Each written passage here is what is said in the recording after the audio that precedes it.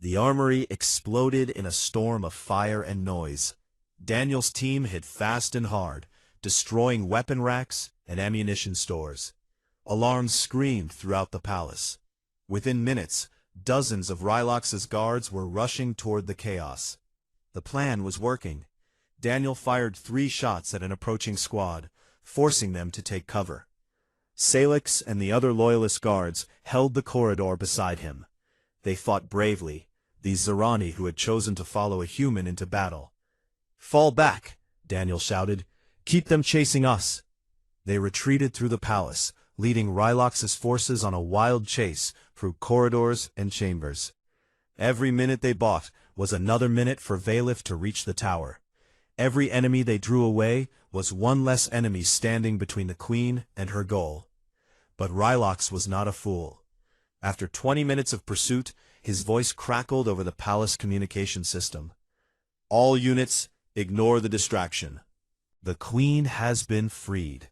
Converge on the central communication tower immediately." Daniel's heart sank. Their advantage was gone. "Change of plans," he said to his team. "We go to the tower, now." They ran through the palace, no longer trying to hide or distract. Speed was all that mattered now. Daniel's lungs burned. His wounded shoulders screamed with every step. But he did not slow down. They reached the central atrium just as Valith's group arrived from the other direction.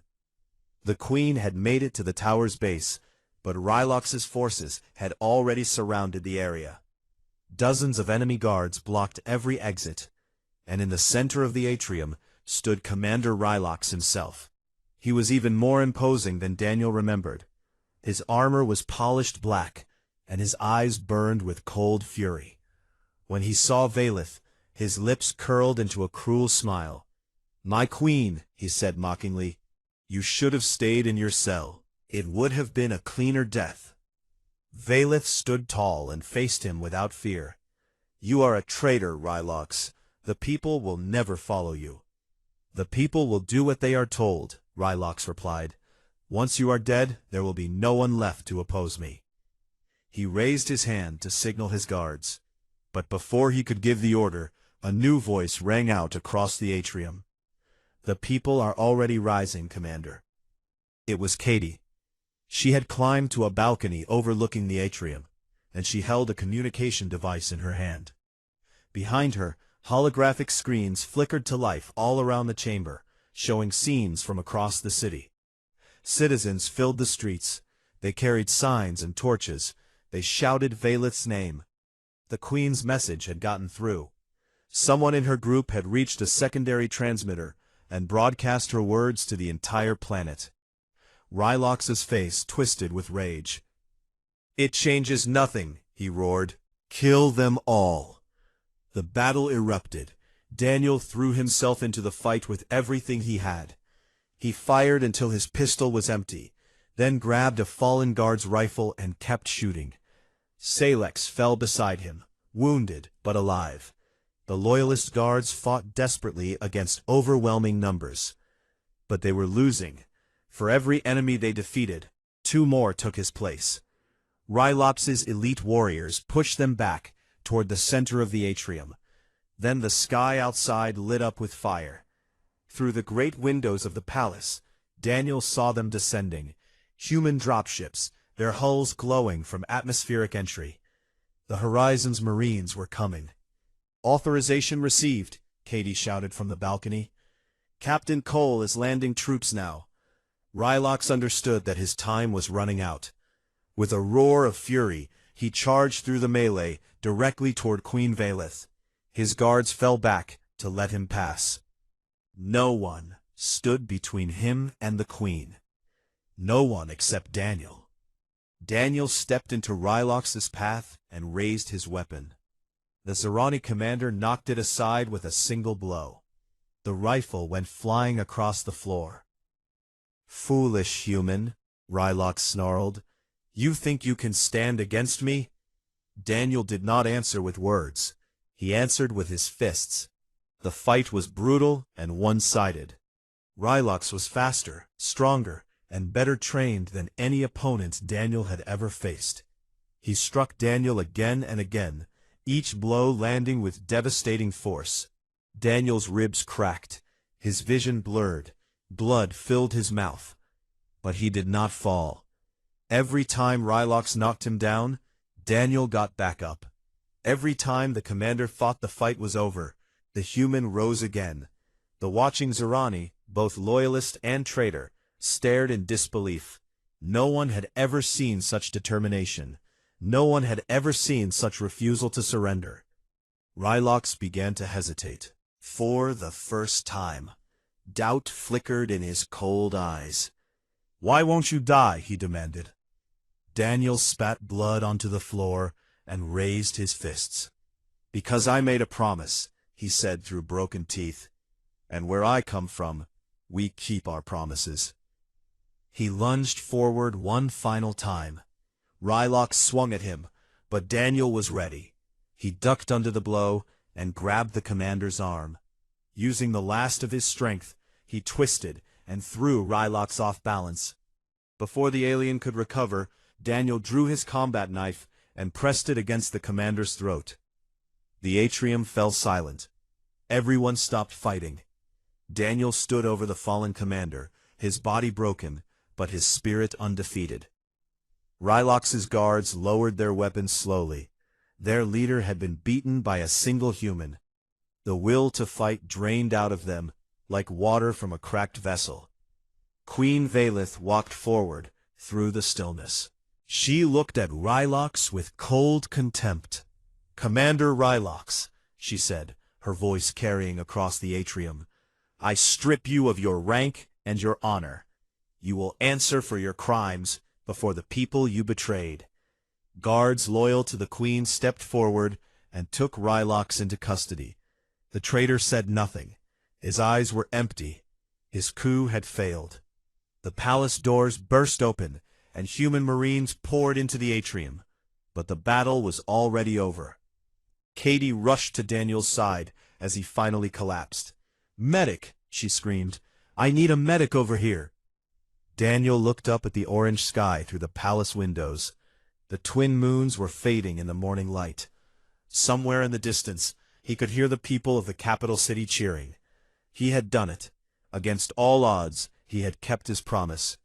As medical personnel surrounded him, Daniel felt a cool hand touch his face. Queen Valith knelt beside him, tears glistening in her ancient eyes.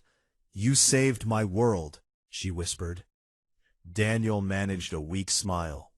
"Just doing my job," he said. Then the world faded to black, and he knew nothing more. When he woke 3 days later, aboard the Horizon, he learned that he had become a legend. The human soldier who had stood alone against an empire. The man who had refused to fall. But Daniel did not feel like a legend. He was just a soldier from Nebraska who had done what he believed was right.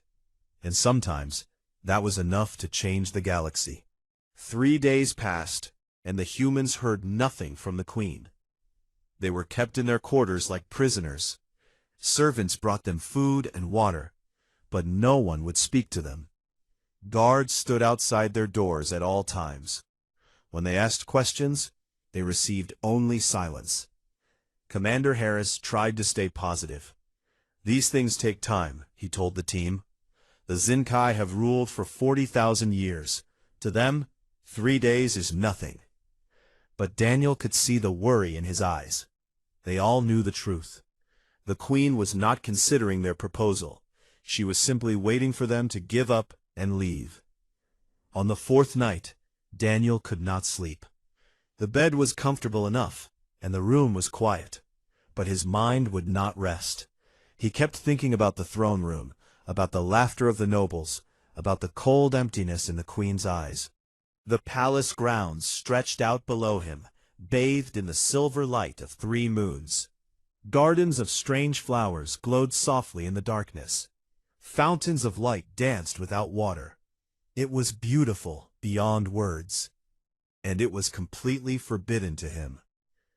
Daniel made a decision. A stupid decision, probably. But he had never been good at following rules when those rules made no sense. He opened his door quietly. The guards were standing at the end of the hallway, their backs turned. Daniel slipped out and moved in the opposite direction, staying close to the shadows. He found a side passage that led outside. The night air was cool and sweet. He walked through the gardens, touching the strange flowers, listening to the soft music of alien insects. For the first time since arriving, he felt something other than fear and frustration. He felt wonder. The garden path led him to a place he had not seen before. It was hidden behind tall hedges of silver leaves. A small clearing with a pool of dark water at its center. The pool reflected the 3 moons perfectly, like a mirror showing another world. And then he heard the crying.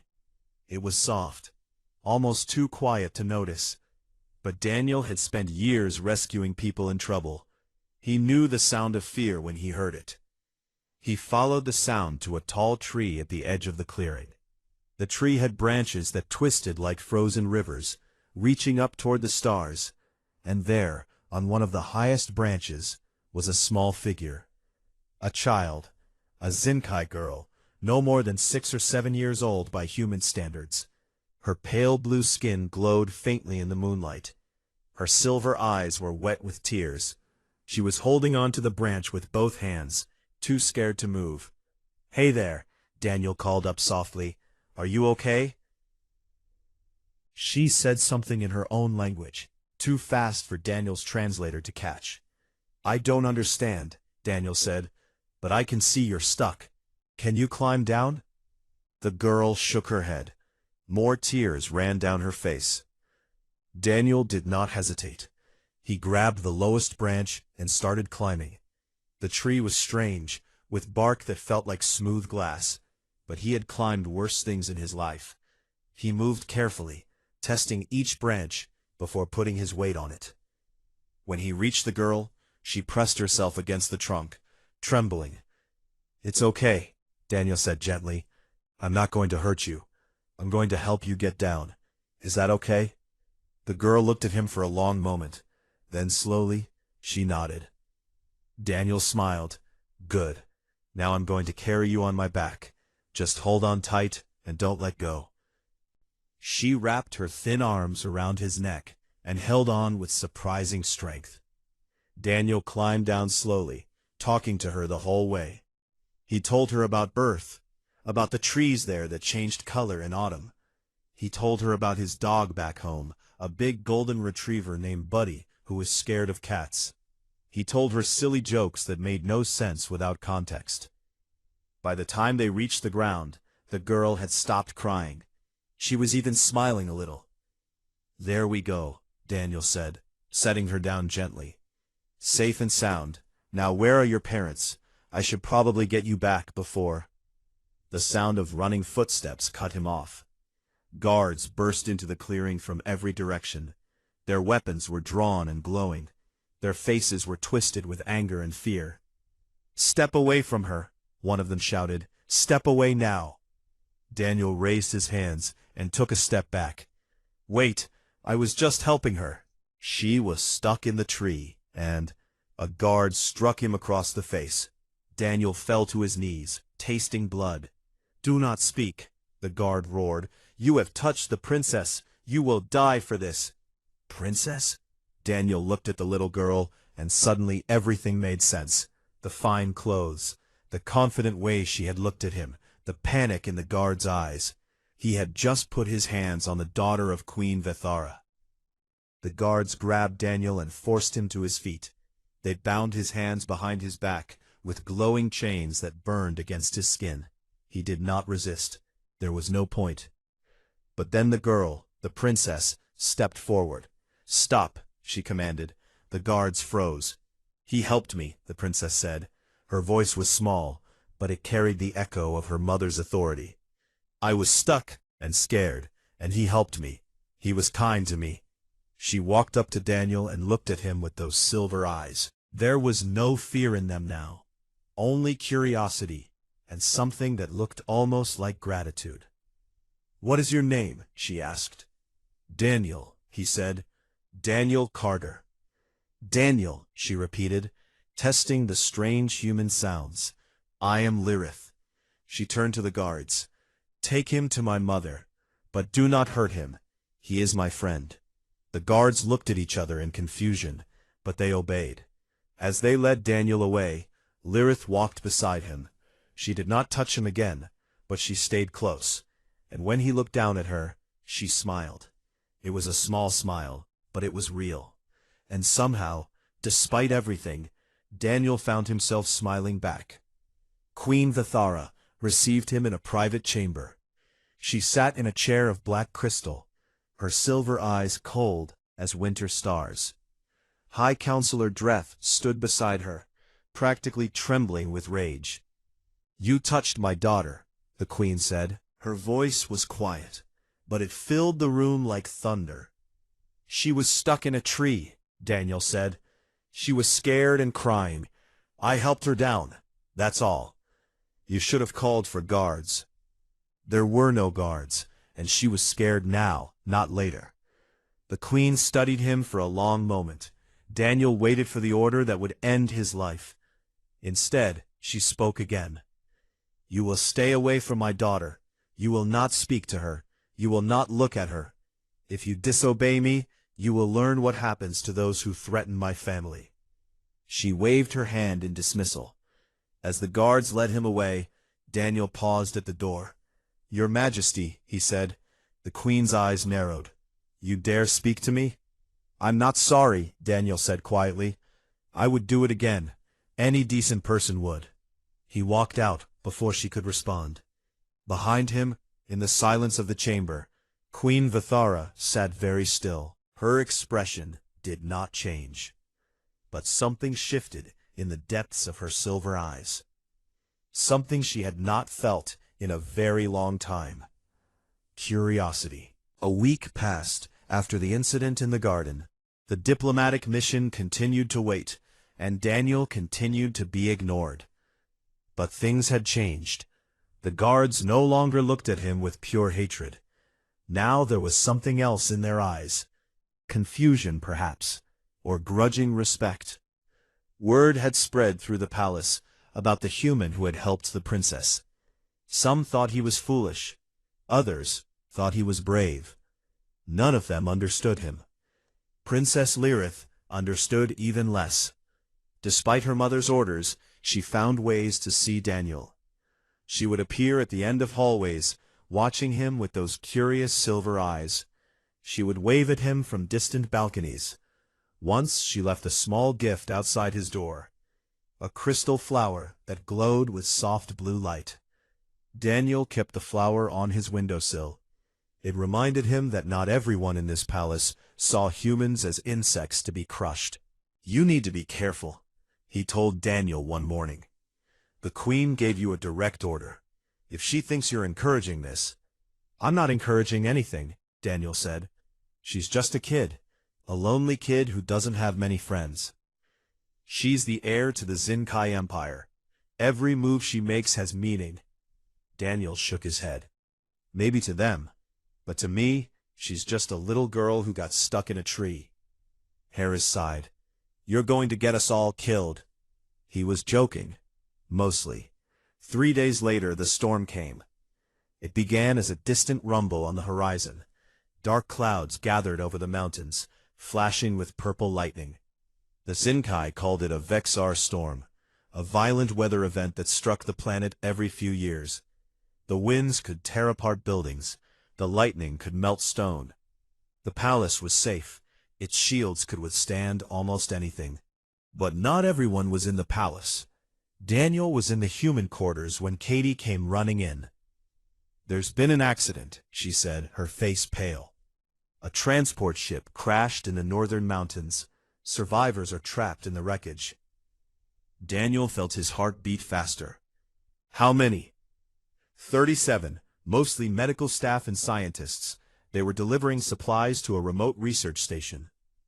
"And the rescue?" Katie shook her head.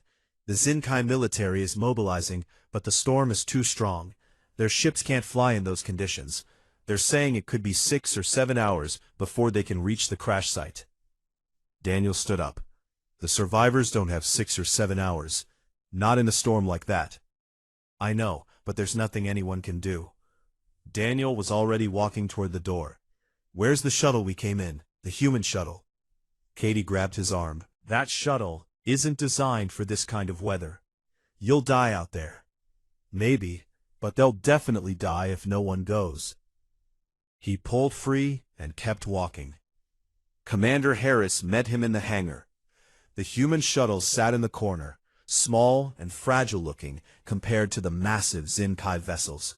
Rain was already pounding against the hangar doors. I can't let you do this, Harris said. You can't stop me either. This could destroy everything we've worked for.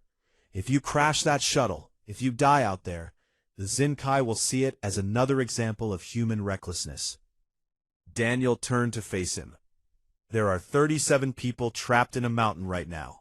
They're cold and scared and hurt, and they're going to die unless someone helps them. I don't care what the Zinkai think of me. I don't care about the mission. Those people need help, and I can help them. Then he reached into his pocket and pulled out a small device. Emergency beacon, he said, pressing it into Daniel's hand. If you get in trouble, activate this. We'll find a way to reach you. Daniel nodded. Thank you, sir. Don't thank me. Just don't die. Daniel climbed into the shuttle and fired up the engines. The hangar doors opened, revealing a wall of rain and wind. Lightning split the sky like broken glass.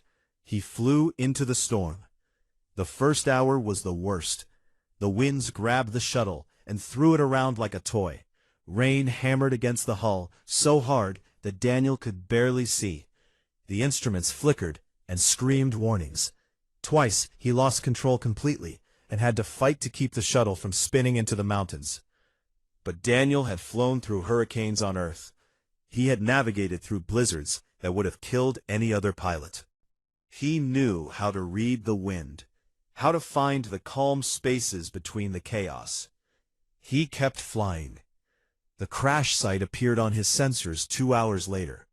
The transport ship had come down on a rocky plateau, breaking apart on impact.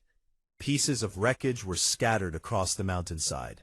Some of them were still on fire despite the rain. Daniel landed the shuttle as close as he could get. The wind nearly tore the door off when he opened it. He stepped out into the storm, rain slashing at his face like tiny knives. The survivors had gathered in the largest piece of wreckage. They were huddled together for warmth, some of them injured, all of them terrified. Their silver eyes went wide when they saw Daniel, a human of all things, walking out of the storm. Is anyone badly hurt? Daniel shouted over the wind. One of the Zinkai pointed to a corner of the wreckage. The princess. Daniel's blood went cold. Princess? He pushed through the crowd and found her. Lirith was lying on a makeshift bed of torn fabric and broken metal. Her arm was bent at a wrong angle. Her face was pale, and her breathing was shallow. But she was alive. Daniel, she whispered when she saw him, you came. Of course I came. He knelt beside her and took her uninjured hand. What were you doing on this ship? I wanted to see the research station. Mother said no, but She trailed off, her eyes filling with tears. I was stupid. Hey, no, you're not stupid. You're brave. Stupid people don't survive crashes like this. He squeezed her hand gently. I'm going to get you out of here, all of you, but I need you to be strong for a little while longer. Can you do that? Lirith nodded. Daniel organized the survivors quickly. He had done this 100 times before. He assigned the healthy ones to help the injured. He created a system for moving people to the shuttle. He kept everyone calm with steady words and confident smiles, even though his heart was racing. The shuttle could not carry everyone at once. It took 3 trips through the storm, each one more dangerous than the last. The wind was getting stronger. The lightning was striking closer. The shuttle's engines were starting to fail. But Daniel kept flying. On the final trip, he carried Lirith in his arms, She was too weak to walk, so he held her close to keep her warm. She buried her face in his chest, and he told her stories to keep her mind off the pain. He told her about the ocean, how it stretched forever in every direction, blue and green and gray. He told her about the sound of waves and the smell of salt. He told her about building sandcastles on the beach, only to watch them wash away. "Will you take me there someday?" Lirith asked. "To the ocean?" "Sure," Daniel said, "if your mother doesn't have me executed first." Lirith laughed. It was a weak sound, but it was real. The Xinkai rescue ships arrived just as Daniel landed at the palace. Medical teams rushed forward to take the survivors. Soldiers stared at Daniel with expressions he could not read. One of them approached him, a tall officer with medals on his chest. "You flew through that storm?" the officer asked. "Yes," Daniel replied. "In that tiny ship?" "Yes." The officer was silent for a moment. Then he placed his hand over his heart, a Xinkai gesture of respect. "The Queen will want to see you," he said. Daniel nodded. He expected nothing good. But as he watched the medical team carry Lirith away, she turned her head and looked at him. She was crying, but she was also smiling. "Thank you," she mouthed. Daniel smiled back. Whatever came next, it had been worth it. Daniel slept for 14 hours after the rescue. His body was exhausted. The flight through the storm had pushed him to his absolute limits. His muscles ached. His hands were still shaking. When he finally woke up, the light of 2 suns was streaming through his window. Katie was waiting for him with food and water. "You're famous now," she said, setting the tray beside his bed. "The whole palace is talking about you. The human who flew through a Vexar storm. Some of them think you're insane. Others think you're some kind of hero." Daniel sat up slowly, his body protesting every movement. "What about the Queen?" Katie's expression darkened. "She hasn't said anything, but there's going to be a formal assembly today. All the nobles, all the military commanders, the whole court. And we're invited? We're required to attend." Katie paused. "Daniel, I don't know what's going to happen. You saved her daughter, but you also disobeyed her direct orders. You got close to Lirith again. In Xinkai culture, that's a serious offense." "I know. They could execute you." "I know." Katie stared at him. "And you're just okay with that?" Daniel thought about it for a moment. He thought about Lirith's face when he found her in the wreckage. He thought about the way she had held on to him during the flight back. He thought about her question, whether he would take her to see the ocean. "I did the right thing," he said finally. "Whatever happens next, I can live with that." Katie shook her head. "You're the strangest person I've ever met. I get that a lot." The assembly was scheduled for midday. Daniel put on his cleanest uniform and tried to make himself look presentable.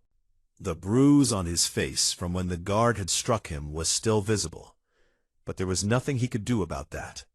Commander Harris came to collect him personally. "How are you feeling?" Harris asked as they walked through the palace corridors. "Like I flew a shuttle through a hurricane." Harris almost smiled. "Listen, Daniel, whatever happens in there, I want you to know that I'm proud of you. What you did was reckless and dangerous and probably stupid, but it was also the most human thing I've ever seen." Daniel looked at him. "That's either a compliment or an insult." "It's both." The throne room was even more crowded than the first time Daniel had seen it. Thousands of Xinkai filled the space, nobles in their shimmering robes, soldiers in their gleaming armor, advisors and priests and officials of every kind. They all stood in perfect rows, their silver eyes fixed on the throne at the far end of the room. Queen Vethera sat upon her crystal throne, her face as cold and unreadable as a statue. High Counselor Dreth stood at her side, looking like he had swallowed something bitter. The human delegation was led to a spot near the front of the room.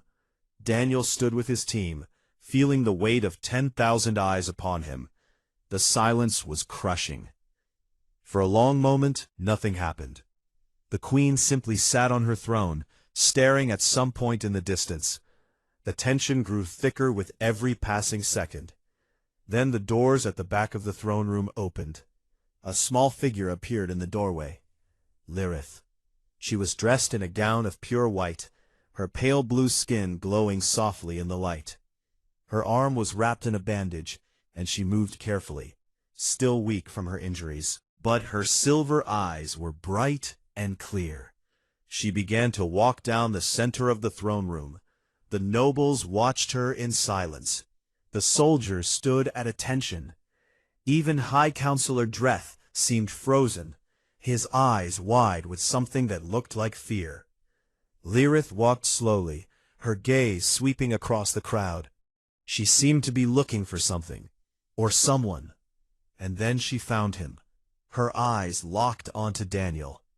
For a single heartbeat, everything stopped.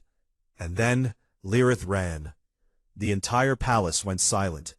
Not the normal silence of a formal assembly. This was something deeper, something more profound. It was the silence of shock, of disbelief, of a moment that no one had ever expected to see. Lirith ran across the throne room, her white gown flowing behind her. She ran past the nobles, past the soldiers, past High Counselor Dreth and his frozen expression of horror. She ran straight to Daniel Carter, and she threw her arms around him. The silence stretched on forever. Daniel could hear his own heartbeat, loud as thunder in his ears. He could feel Lirith's small arms wrapped around his waist, holding him tightly.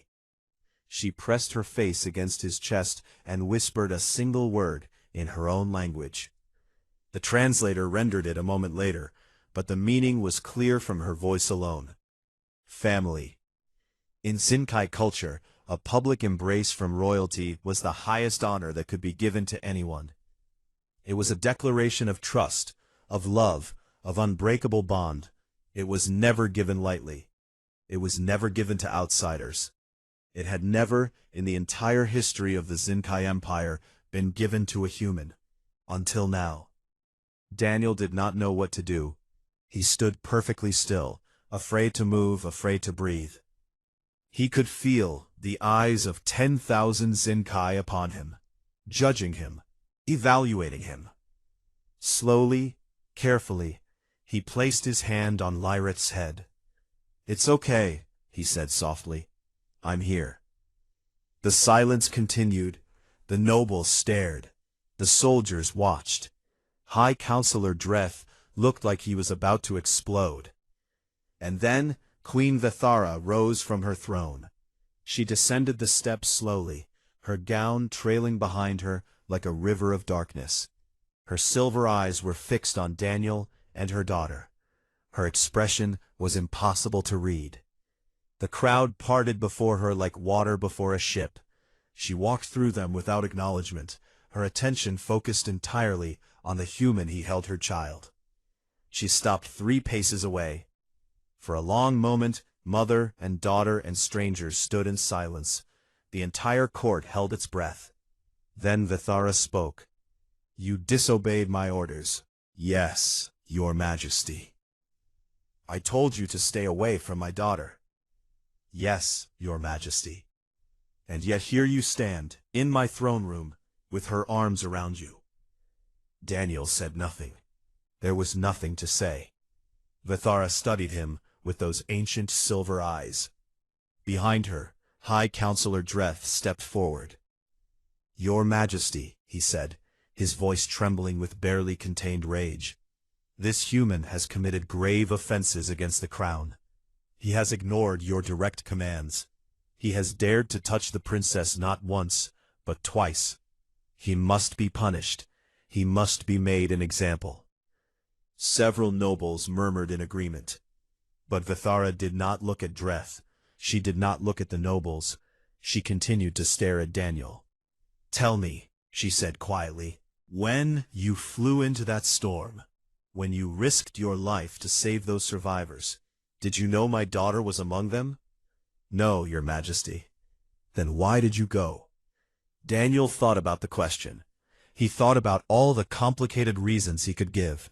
Duty, honor, the mission, humanity's reputation. But in the end, there was only one truth. Because they needed help, he said simply, and I could help them. The queen was silent for a very long time. Then she looked down at her daughter, still clinging to Daniel's waist. Lirith looked back at her mother with defiant silver eyes. Lirith, the queen said, do you understand what you have done? The embrace you have given this human carries great meaning. It cannot be taken back. I know, mother, Lirith said. I wanted to do it. He saved all of us. He came when no one else would. He held me when I was scared. He told me stories to make me feel better. She looked up at Daniel. He is my friend, my family, and I don't care if he's human. The queen closed her eyes. When she opened them again, something had changed. The coldness was still there, but beneath it, Daniel saw something else. Something that looked almost like respect. We will speak more of this tomorrow, Vithara said. For now, the assembly is concluded. She turned and walked back toward her throne. The crowd parted before her once again, but at the base of the steps, she paused and looked back at Daniel. Do not think this changes anything, human, she said. I have not made my decision about your species. She ascended to her throne. But as Daniel watched her go, he noticed something he had not seen before. The smallest trace of a smile on her lips. The night after the assembly, Daniel could not sleep again. But this time, it was not worry that kept him awake. It was something he could not quite name. A feeling of standing at the edge of a cliff, not knowing if he would fall or fly. He sat by his window, watching the 3 moons trace their slow paths across the alien sky. The crystal flower Lirith had given him glowed softly on the windowsill, its light pulsing like a tiny heartbeat. A knock came at his door. When he opened it, he found a palace servant standing outside. The servant bowed deeply, something that had never happened before. The queen requests your presence, the servant said. Alone. Daniel followed the servant through the silent palace. The corridors were empty at this hour, lit only by the soft glow of floating lights. Their footsteps echoed on the marble floors like distant drums. They arrived at a chamber Daniel had never seen before. It was smaller than the throne room, more intimate. The walls were lined with books and artifacts from 1,000 different worlds. A fire burned in a stone hearth, casting dancing shadows across the ceiling. Queen Vithara stood by the fire, her back to the door. She had removed her crown, and her dark hair fell loose around her shoulders. She looked almost ordinary, almost human. Leave us, she said to the servant. The door closed behind Daniel. He stood in silence, waiting. For a long moment, Vithara did not speak. She stared into the flames, her reflection flickering in the polished stone walls. Do you know how old I am, Daniel Carter? She asked finally. No, Your Majesty. I have lived for 3,000 years. I have seen empires rise and fall. I have watched stars die. I have held the fate of trillions in my hands. She turned to face him. In all that time I'd have learned to trust nothing that I cannot understand. And I do not understand you. Daniel said nothing. When you first arrived, I saw what I expected to see. Another young species, full of ambition and violence and short-lived dreams. I have seen your kind before. I know how your story usually ends. She walked toward him slowly. But you are not what I expected. When my daughter was stuck in that tree, you did not call for help. You did not hesitate. You simply acted. When the transport crashed, you flew into certain death without a moment of doubt. She stopped in front of him, her silver eyes searching his face. Why? She asked. You owed nothing to my people. You owed nothing to my daughter. We treated you with contempt and suspicion. And yet you risked everything for us. Why? Daniel thought about the question. He thought about all the times he had been asked similar questions back on Earth. Why did you run into that burning building? Why did you dive into that frozen lake? Why did you fly into that hurricane? The answer was always the same. Because someone needed help, he said. And I could help them. Vithara shook her head slowly. That is not an answer. That is an instinct, an impulse. In my experience, impulses are dangerous things. They lead to reckless behavior and early death. Maybe, Daniel admitted, but they also lead to connection, to trust, to love. He met her gaze. Your Majesty, I know my species is young. I know we've made mistakes. But we're not just violence and ambition. We're also kindness and courage and the stubborn refusal to give up on each other. He took a breath. When I found Lirith in that wreckage, I didn't see an alien princess. I saw a scared little girl who needed someone to tell her everything would be okay.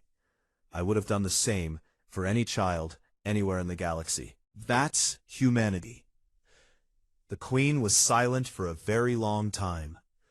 Then she did something Daniel had never expected. She smiled. It was a small smile, barely visible in the firelight, but it transformed her face completely. For just a moment, she was not a 3,000-year-old monarch with the weight of an empire on her shoulders. She was simply a mother, grateful that her daughter was alive. My advisors think I should reject your proposal, she said. They say humans cannot be trusted. They say you will betray us eventually, as all young species do. And what do you think? Vithara walked to a table near the fire. On it sat a crystal decanter, filled with golden liquid. She poured 2 glasses and handed one to Daniel. I think, she said slowly, that I have spent 3,000 years judging species by their technology, their military strength, their strategic value. I have never considered judging them by their hearts. She raised her glass. Perhaps it is time I learned. The next morning, the entire court assembled once again. But this time, the atmosphere was different. There was still tension in the air, still suspicion in the eyes of many nobles. But there was also something else, something that felt almost like anticipation. Daniel stood with his team near the front of the throne room. Lirith had insisted on standing beside him, her small hand clasped in his. High Counselor Dreth watched them with barely concealed fury, but he said nothing. Queen Vethara entered the throne room in full ceremonial dress. Her crown of living light floated above her head, casting rainbows across the walls. She ascended to her throne and looked out at her people. My subjects, she began, we stand at a turning point in the history of our empire. For 40,000 years, we have been the guardians of this galaxy. We have maintained peace and order among the stars. We have judged which species are worthy of joining the civilized races and which are not. She paused. Today, I make such a judgment. The throne room went silent. The humans came to us as strangers, asking for alliance. My first instinct was to reject them. They are young. They are emotional. They have a history of violence that makes even the oldest among us uncomfortable. Daniel felt his heart pounding in his chest. But I have learned something in these past weeks, Vethara continued. I have learned that youth is not always a weakness. I have learned that emotion can be a strength, not a flaw. And I have learned that the measure of a species is not found in their technology or their age, but in the character of their people. She looked directly at Daniel. This human risked his life for strangers who had shown him nothing but contempt. He flew into impossible danger, not for glory or reward, but simply because people needed help. When he found my daughter, injured and afraid, he held her in his arms and told her stories to ease her pain. Her voice softened. That is not the behavior of a primitive species. That is the behavior of a noble heart. She rose from her throne. Therefore, by my authority as Queen of the Zinkai Empire, I hereby declare humanity to be a worthy species.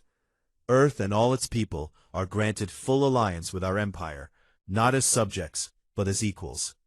Let no one in my realm treat them with disrespect, for they have earned their place among the stars." The throne room erupted in noise. Some nobles cheered, others protested. High Counselor Dreth looked like he was going to faint, but Vethera paid them no attention. She descended from her throne and walked toward Daniel. The crowd parted before her. She stopped in front of him and looked into his eyes. "You asked me once if you could take my daughter to see the ocean," she said. "I believe I never gave you an answer." Daniel blinked in surprise. "Your Majesty," he said. Vethara smiled. "When diplomatic relations are established, I expect you will return to Earth. When you do, I would like Lyrith to accompany you. She has never seen another world. I think it is time she learned that there is wonder beyond our borders." Lyrith's eyes went wide. "Really, Mother? I can go to Earth?" "If Daniel is willing to show you," Vethara replied. Daniel looked down at Lyrith, at her bright silver eyes and hopeful smile. Then he looked at the Queen, at the warmth that had finally broken through her ancient coldness. "It would be my honor," he said. Lyrith threw her arms around him again. The court fell silent once more. But this time, the silence was different. This time, it was filled with wonder instead of shock. Queen Vethera watched them for a moment. Then she reached out and placed her hand on Daniel's shoulder. "Thank you," she said quietly, "for showing me that I still have things to learn." Daniel met her gaze. "Thank you for being willing to learn them." As he stood in the throne room of the most powerful empire in the galaxy, with a princess in his arms and a queen's hand on his shoulder, Daniel Carter finally understood something important. Humanity's greatest strength had never been their technology. It had never been their ambition or their intelligence or their ability to adapt. It was something much simpler. Humans cared. They cared about strangers and enemies and people they had never met. They cared about children stuck in trees and survivors trapped in storms. They cared with a fierce, stubborn, irrational passion that made no logical sense. And sometimes, against all odds, that caring was enough to change everything. The first human ship landed on Earth 3 months later, carrying an ambassador from the Zinkai Empire. Princess Lyrith stepped onto the surface of the blue planet and looked up at the sky with wonder in her silver eyes. Daniel stood beside her, watching her take in the sight of his home world. "What do you think?" he asked. Lyrith smiled. "It's beautiful, but I want to see the ocean." Daniel laughed and took her hand. "Then let's go," he said.